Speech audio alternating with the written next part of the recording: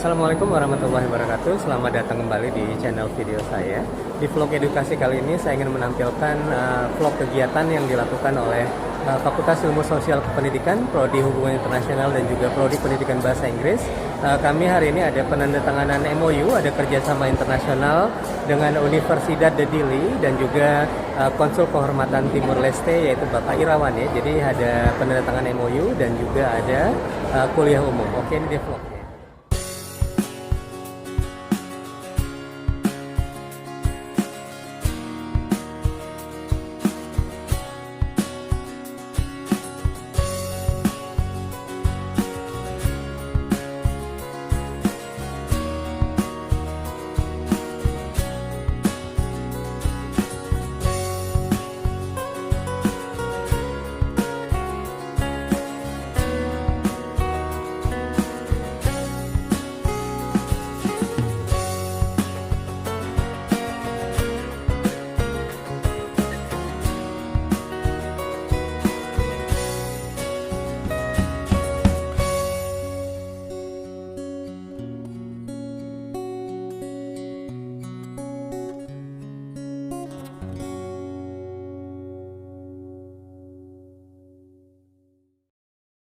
From Universitas Trisakti, accounting major, and his master degree from Universitas Pelita Harapan, majoring in management studies. Married with 3 children, he's been the honorary consulate of Timor Leste since 2000. Masih banyak juga yang belum tahu Timor Leste itu di mana dan seperti apa. Timur kan bahasa Portugal, Leste itu adalah bahasa Tetun. Jadi Timor Leste itu ya sama juga, Timur-Timur, tetap Timur-Timur juga. Nah setelah berpisah, inilah Timor Leste, ini juga Timor Leste. Tapi masuk ke wilayah Indonesia, kalau bahasa Inggrisnya enclave ya, atau satu cekungan. Ini yang saya bilang otonomi khusus, ada bandara, liftnya elevator dari kota Medan, tapi masuk Timor Leste. Nah sedikit kita cerita sejarah, karena ini cerita pendidikan juga. Kenapa bisa seperti itu? Karena dasar yang dipakai untuk referendum dari PBB adalah berdasarkan dulu yang menjajah itu siapa. Jadi NTT yang menjajah itu adalah Belanda, dan Timor Leste yang dijajah oleh Portugis, termasuk daerah ini juga Portugis. Makanya ada nama juga kan, Pantai Makassar, ini ada juga nanti kalau ke sana, saya lupa masukin fotonya, ada kapal ketika Portugis mendarat pertama kali di negara ini.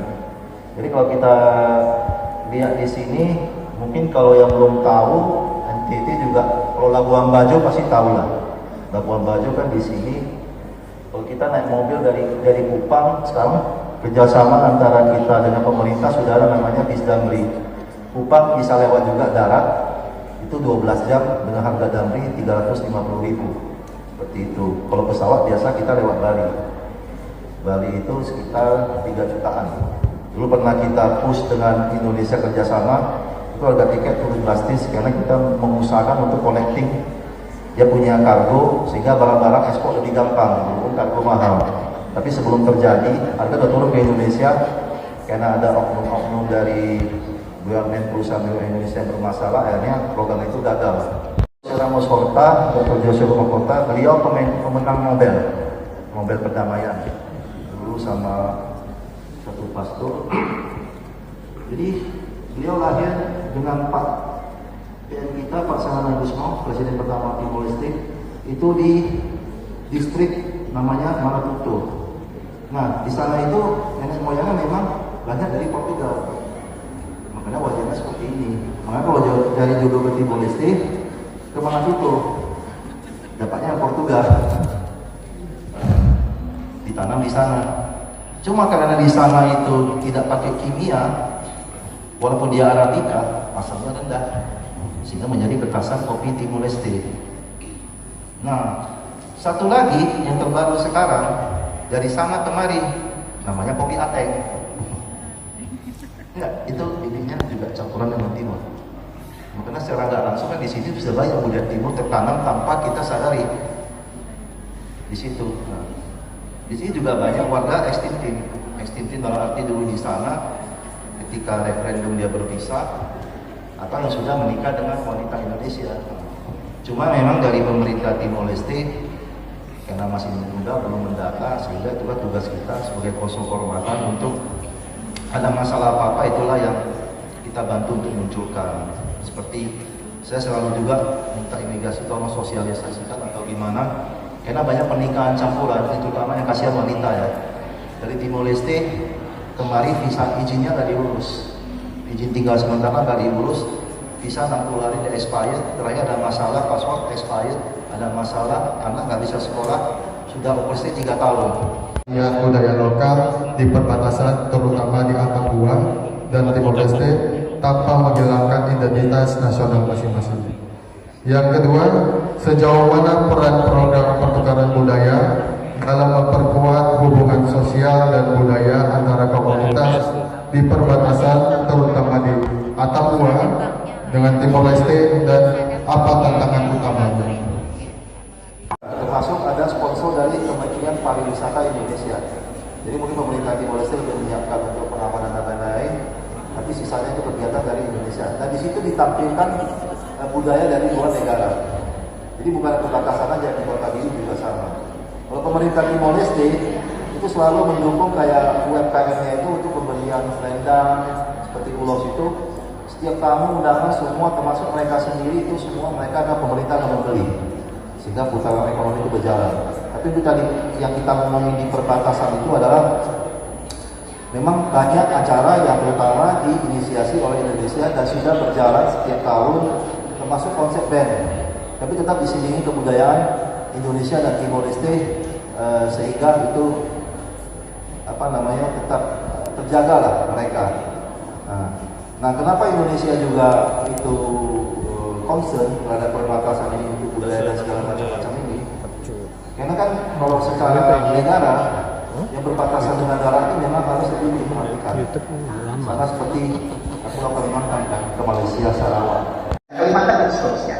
Sedangkan kita di Timor Leste untuk menggerakkan roda ekonomi 100% tergantung pada belanja negara. Karena barang-barang, hasil pertanian, hasil peternakan, semua yang ada di timur adalah barang yang sama. Orang dari distrik Aileu tidak bisa menjual ke Dili jual ke Los Patos, barang yang sama. Jadi kita tergantung 100% pada belanja negara.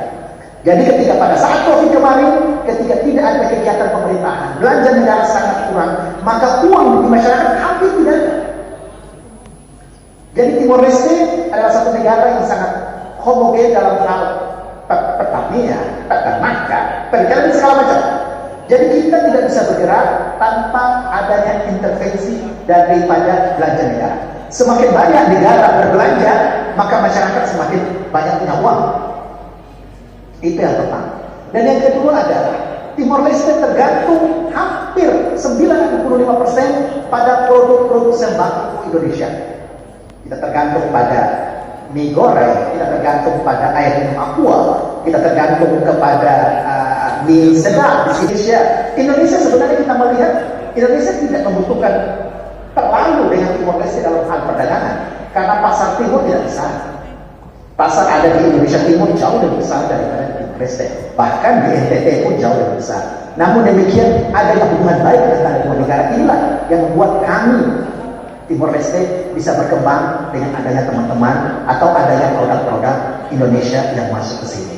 Masyarakat Timor Leste terbiasa dengan mie sedap. Masyarakat Timor Leste tidak bisa makan Maggi, mie produk Malaysia misalnya, karena kita terbiasa dengan produk-produk Indonesia. Dan kita tidak mungkin menggunakan barang-barang produk Australia yang tentu saja harganya jauh lebih mahal daripada barang-barang daripada Indonesia misalnya. Dan umumnya masyarakat Timor Leste terbiasa dengan makanan-makanan Indonesia. Seperti di Timor Leste ada bakso, ada nasi goreng, ada bakwan, semua yang menjadi makanan-makanan favorit Indonesia, ada gado-gado, hal-hal yang menjadi makanan-makanan Indonesia taat dari Timor Leste. Dan tadi, karena ada lebih dari 10.000 orang Indonesia yang di sini, yang bekerja, mencari nafkah dengan membawa budaya, dengan membawa makanan dan segala macam, ditambah dengan 10.000 orang Indonesia yang saat ini sedang ada di Indonesia melanjutkan pendidikan mereka. Juga ditambah dengan selama 24 tahun Indonesia berada di Timor Leste. Itu semua keterkaitan yang tidak bisa terlepas antara Timor Leste dan Indonesia. Tentu saja kita ketahui sebagaimana data yang ada adalah 97% produk-produk yang Timor Leste lebih banyak import daripada Indonesia daripada ekspor ke Indonesia. Jadi Indonesia banyak menjual barang masuk ke Timor Leste dibanding dengan Timor menjual barang ke Indonesia. Kita memberikan dolar, Indonesia memberikan barang. Demikian.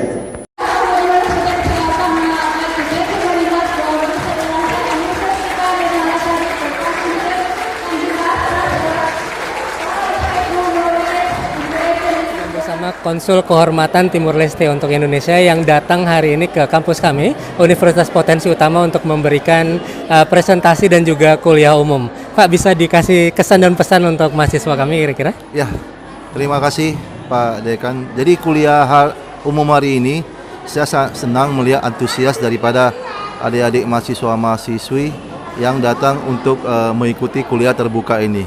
Kita mengharapkan juga adik-adik mahasiswa ini mendapatkan banyak masukan-masukan di situ, dan saya doakan juga yang terbaik buat adik-adik mahasiswa-mahasiswi dan juga yang terbaik dari Universitas Potensi Utama, terutama hubungan internasional. Oke, terima kasih Pak. Oke, siap. Siap. Oke, alhamdulillahirrahmanirrahim. Acara kami yaitu public lecture kuliah umum bersama dengan Konsul Kehormatan Timur Leste untuk Sumatera Utara sudah berakhir ya, dan mudah-mudahan acara kita ini akan membawa berkah bagi kita semua. Oke, ini sebelum Konsul Kehormatan Timur Leste untuk Sumatera Utara ini meninggalkan tempat nih, ada acara foto bareng dengan seluruh Sivitas Akademik nih. Ini kali ini dari Sivitas Akademik Fakultas Hukum. Itu ada Bu Fani, Bu Fitri, dosen dan juga mahasiswa. Sebentar lagi tuh giliran saya dengan mahasiswa PBI. Ini ada yang mau masuk frame juga ini. Kayaknya kita cut aja nanti ya.